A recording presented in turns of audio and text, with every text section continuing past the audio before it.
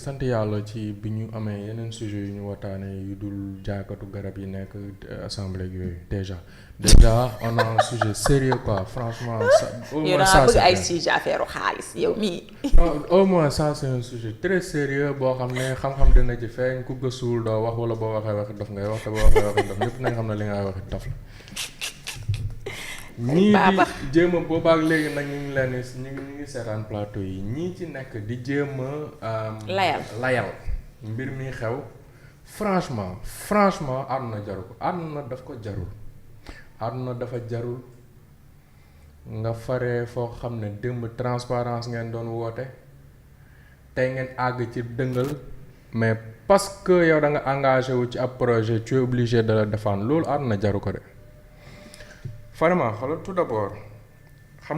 les gens ils ont expliqué en long et en large TRS yi lan lay tekki. Mais Farima amaana benn saw laa déggul ñi ci intervenir wax ko. xamle ko mooy genre mécanisme yi ay mécanisme yoo loo xam ne ci ay banque d'investissement yi de base ci banque d'investissement yeeg. traders yeeg ñoom ñooy utiliser genre mécanisme yi. utilisation genre mécanisme yi à l'origine lañ ci jublu mooy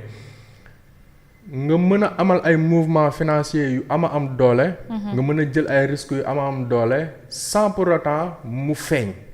en fait c'est ça l'esprit en fait du TRS en soi à l'origine. loolu la c'est-à-dire tu prends beaucoup de risques mais day mel ni jëloo risque bi.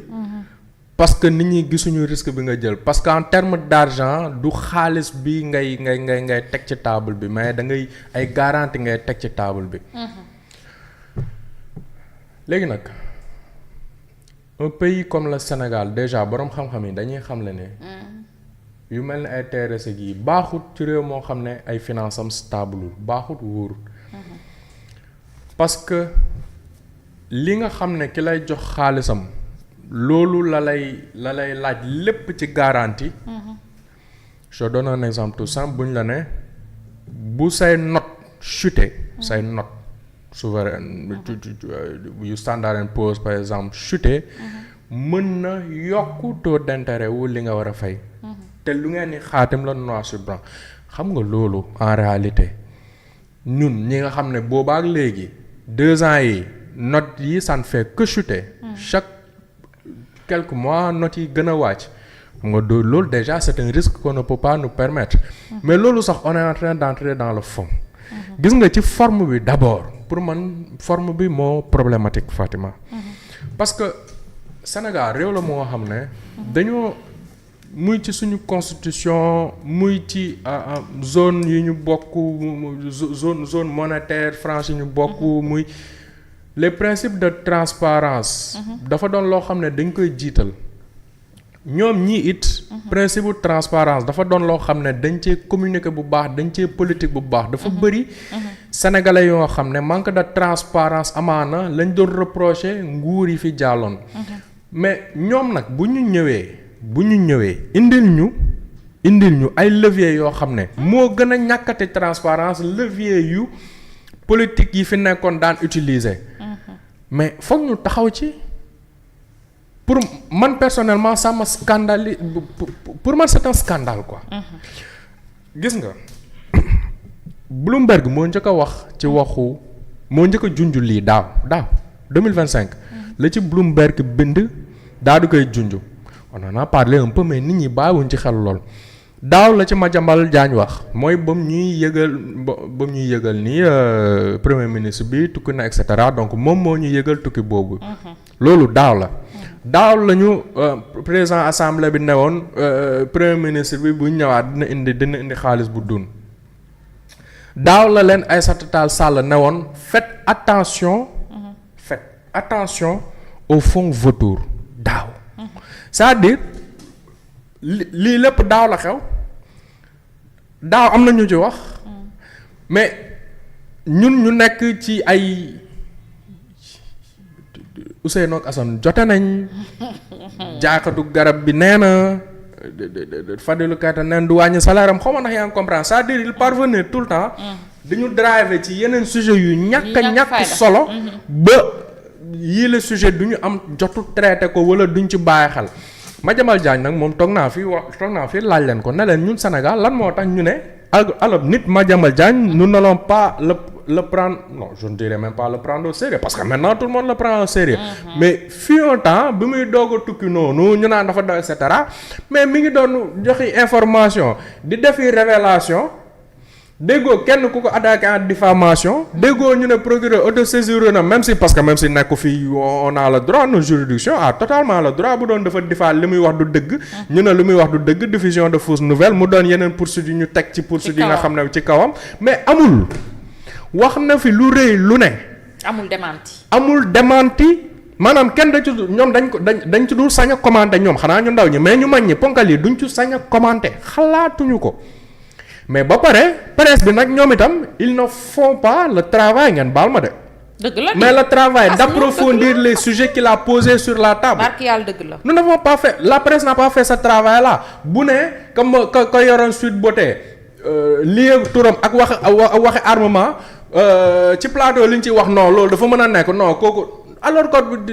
sëñ bi jëmal nga creuser nga comprendre waxu la kooku day jaay arme lam la wax boo ko jéemoon a comprendre di nga comprendre ne marché armement en général c'est le meilleur moyen pour boo nekkee ci état pour dépenser sans être contrôlé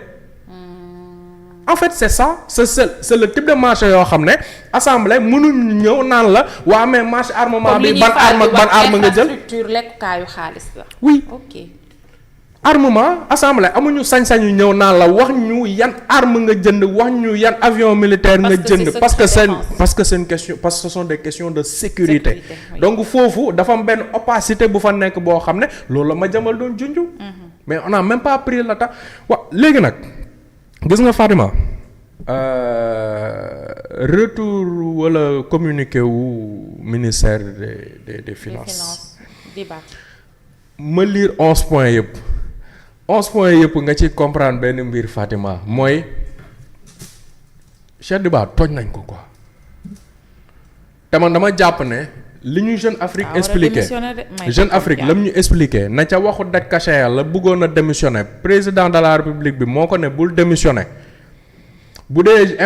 information boobu itam amul démenti amul plainte pour diffamation dégguñu diffusion de fausses nouvelles donc bu dee loolu dëgg la non kon Diomaye ko tooñ quoi mënoon na ko bàyyi mu démissionné ci jàmm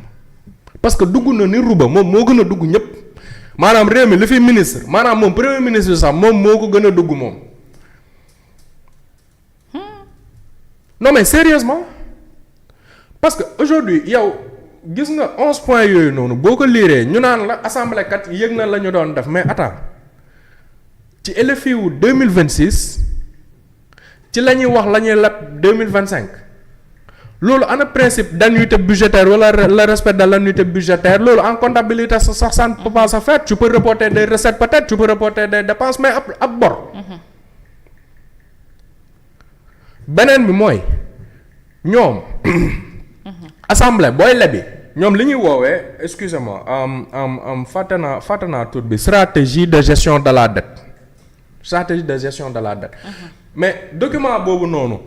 man gisuma ku gis fañ fa bindee total return soit non la ñuy wax ci document mooy dinañ leb nangam la ñu nar a leb après waa assemblée ba ne leen d'accord nangam ngeen nar a leb léegi fu ngeen ko war a dugal d'accord lii dañ ciy fay bor lii dañ ciy investir et cetera mais je défie quiconque journaliste yi nañ dem tàllal micro jaakatu garab bi nekk député laaj ko ndax moom mës na dégg luy total return soit ci biir hémicycle assemblée bi wala ci document yi nga xam ne moom lañ ko jox wala ndax xam na lu muy tekki avant coow lii di am.